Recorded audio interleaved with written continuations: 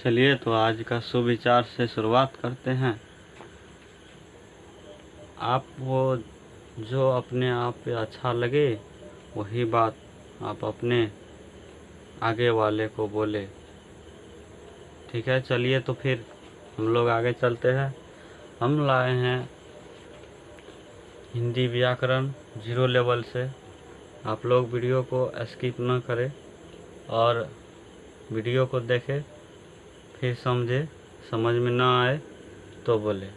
कुछ नए अंदाज में समझाने का कोशिश करूँगा, आप ज़रूर समझे। चलिए तो व्याकरण शुरू करने से सबसे पहले तो अपने लोग को जान लेना ज़रूरी है यह कि आखिर व्याकरण क्या चीज़ है। तो व्याकरण भी जानने से पहले आप ये बात जान लीजिए कि होता है ना, एक शास्त्र कहता है, आखिर शास्त्र किसको कहा जाता है। तो जान लीजिए, कोई भी पुस्तक है, चाहे मोटा हो या पतला हो, उससे कोई लेना देना नहीं है। हाँ, लेकिन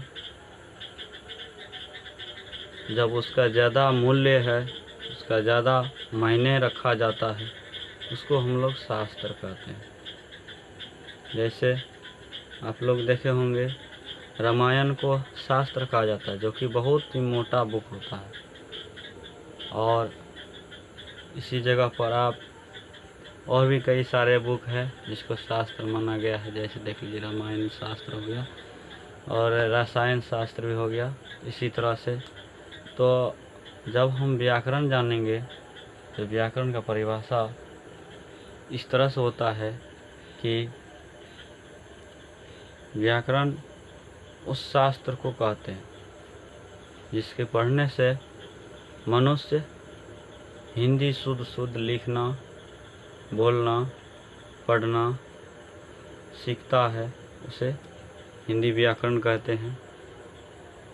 तो आप लिख सकते हैं इस तरह से,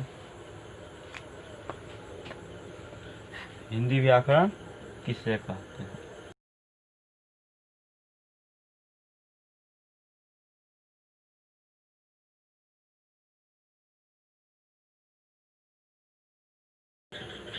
हिंदी व्याकरण का आपको परिभाषा कुछ इस तरह से हो जाएगा, जो कि आप लोग लिख सकते हैं। इसको समझ तो गए ही होंगे। चलिए, या तो आप स्क्रीनशॉट ले लीजिए। इसके आगे आ जाता है आपको भाषा। आखिर भाषा क्या चीज़ है। देखिए, कोई भी शिक्षक हो, लिखा देता है, बच्चा रट लेता है, लेकिन उसको समझता नहीं है, समझ नहीं पाता, बस रट लिया, हो गया। तो देखिए, आखिर हम किसी भी चीज़ को, कोई भी कुछ बोलता है या लिखता है, मान के चलिए, तो ही उसका जो है आगे में हमको पता चलता है कि ये हिंदी भाषा में बोल रहा है या लिख रहा है, या संस्कृत में लिख रहा है या बोल रहा है, अंग्रेजी में बोल रहा है, लिख रहा है, या मराठी वगैरह जितना है। ठीक है, तो जानते हैं ये सब भाषा है।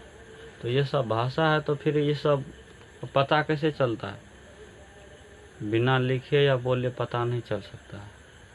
तो इसीलिए भाषा का परिभाषा होता है, आप लोग जान लीजिए कि यानी कि जिससे या जिसके द्वारा मनुष्य अपने मन के भावों को लिखकर या बोलकर एक दूसरे के आगे प्रकट करता है, मतलब दिखाता है, उसे भाषा कहते हैं। ठीक, अब आप अगर लिखना चाहे तो इस तरह से लिख सकते हैं।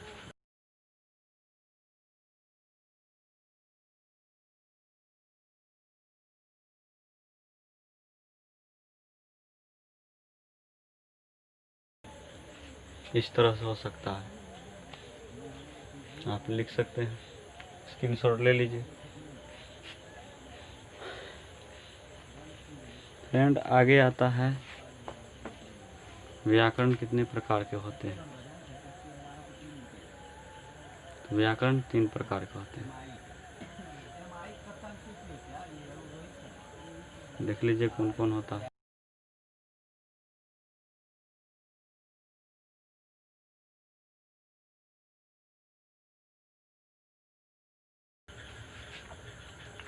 व्याकरण 3 प्रकार के होते हैं, वर्ण विचार, शब्द विचार और वाक्य विचार। आप लोग कभी अपने मन में क्वेश्चन नहीं उठाए होंगे या नहीं कभी किसी को कोई शिक्षक को बोले होंगे, आखिर वर्ण विचार, शब्द विचार, वाक्य विचार, व्याकरण का ये 3 ही प्रकार क्यों होता है? ये 3 ही प्रकार क्यों होता है? 4 क्यों नहीं हो गया? 2 ही क्यों नहीं हुआ? तो ये चीज़ जानने के लिए आप जान लीजिए इसको, आखिर 3 ही क्यों होता है। वर्ण विचार करने का मतलब वर्ण से अपना जो है एक शब्द का निर्माण होता है, और शब्द मिलने से वाक्य का निर्माण होता है। जब मेरा वाक्य का निर्माण हो ही गया, फिर आगे हमको क्या करना है? कुछ नहीं। तो यहीं तक अपना हिंदी जो है शुद्ध हो जाता है, वाक्य तक ही रहता है। इसीलिए ये 3 प्रकार दिया गया है। तो आगे आ जाता है अपना क्या? वर्ण विचार। तो वर्ण विचार अपने लोग अगले क्लास में जानेंगे, और भी जो भी होगा सब।